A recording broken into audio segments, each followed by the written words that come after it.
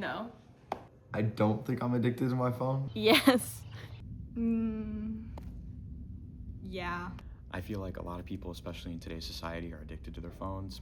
This is The Cost of Connection, a documentary about how phones can be ever so addicting without others even realizing it. We'll hit on the many causes and effects that come along with excessive phone usage. So let's get right into it. To start with some research on the topic, we can dive right into how phones affect your mental health. Smartphones can be addictive, and that spans from more than just doom scrolling, but can expand to being less social and more prone to the dangerous effects of mental health issues. It also contributes to relationship stress with friends and loved ones, dopamine imbalances, and trouble falling asleep at night. The bottom line, smartphones are at arm's reach for our conveniences, but we have to be careful with how we choose to use them.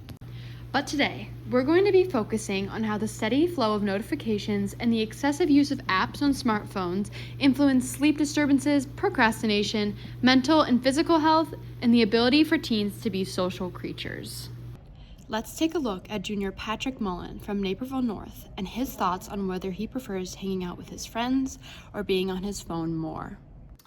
I prefer hanging out with my friends because I'm just kind of a social person and there's more things to do and it's just more entertaining. And yet, his screen time is... My screen time average is 6 hours and 30 minutes. According to this article regarding the effects of phones on mind and body, it can be shown that even 2 hours of daily screen time can lead to addiction.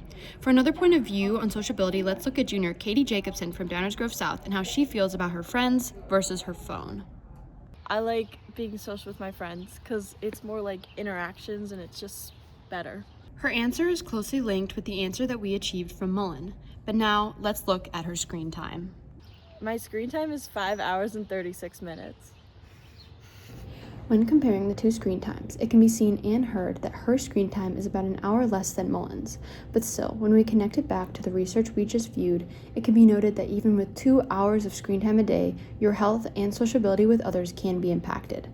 So now that we've unpacked the sociability part of phone usage, let's dive into how phones cause school difficulty and procrastination. Downers Grove South Junior Frankie DeToni talks about his phone usage causes procrastination and school struggles. Well, I like to watch a lot of YouTube when I'm doing my homework, and that doesn't really benefit me just because it's kind of like a distraction. And I guess another thing I really like to do is listen to music, and it doesn't really like distract me, but if you ever need to like change a song or something, it's like your phone is there for like the temptation and stuff. Now let's take a look at his screen time and how it matches up with his procrastination and distracted levels of focus.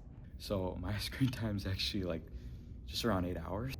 When we connect this back to a different article titled The Relationship Between Smartphone Addiction and Procrastination Among Students, a systematic review and meta-analysis, the highlights claim that there is a correlation between smartphone addiction in students and procrastination. It can be found when we scroll down that smartphone usage is directly correlated to an increased academic procrastination, leads to reduced school engagement, and ultimately has a negative impact on academic performance. When we scroll back up towards the top, it was found that an average screen time that people pursue a day is 2 hours and 51 minutes, not far off from the article previously mentioned, meaning that everyone who has shared their screen time thus far has been above average from a range of 3 hours to almost 6 hours. Now that we've covered procrastination, let's get into how phones affect our sleep schedules.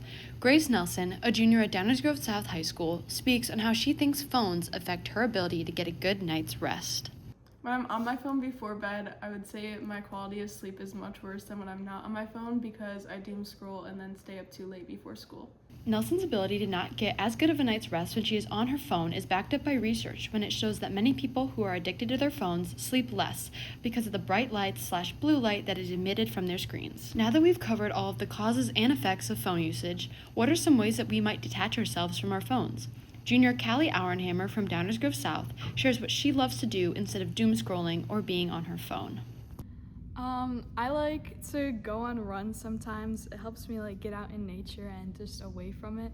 I also like to read books. It just like takes my mind off of being on my phone.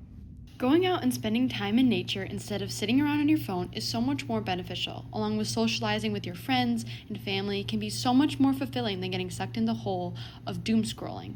To beat the urge to pick up your phone during social events, create a phone pile, or even better yet, go out and help your community in positive ways. The bottom line, instead of sitting around on your phone for long periods of time, do something that is beneficial to you and others. This was The Cost of Connection.